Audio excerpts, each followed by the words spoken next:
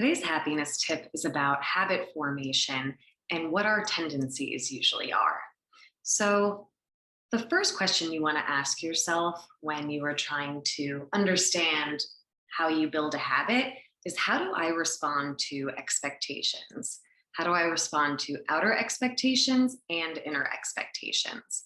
So, outer expectations are things such as arriving to work on time, meeting deadlines, obeying rules and regulations.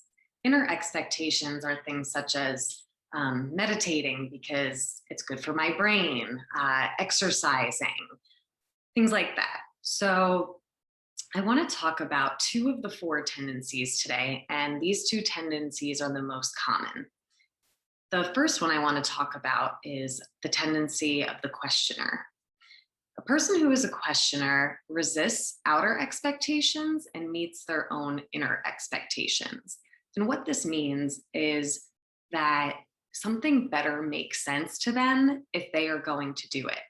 So if they have a deadline, they'll ask, why is this the deadline? Is it absolutely important for me to hand this in on time?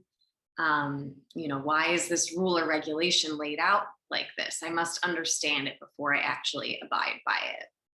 And then their own inner expectations they will meet because they will feel justified in it. There's a reason that they are advocating for themselves to meet this habit for their own inner personal growth. The other one I want to talk about is an obliger. So obligers meet outer expectations. They will be on time at the party, even if they have other stuff going on, because it's very easy for them to meet the expectations of other people when they're being depended on. And it can be difficult for them to meet their own inner expectations. So they don't question the rules, they don't question why they have to be there. They just kind of go with the flow when it comes to outer expectations. It's already done deal. It's not really a decision. And then when it comes to advocating for themselves, their own inner habits and tendencies, it could be really difficult because nobody is really holding, the flame to their feet, so to speak. So I think it's really interesting learning about the distinctions in how people work and what their tendencies usually are. So when you think about your close relationships, are these people questioners or are these people obligers? And then it can kind of help you understand what parameters you have to put in place to best meet the habits that you want to meet.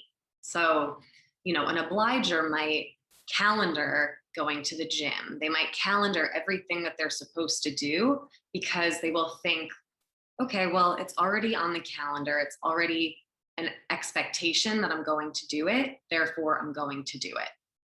A questioner might put off doing something and then make a point to really look into it and look at the facts and why it's important for them to do it so that they are more likely to follow it. They're more likely to take their vitamins if they've actually seen the research that vitamins are good for them rather than somebody telling them they're good for them.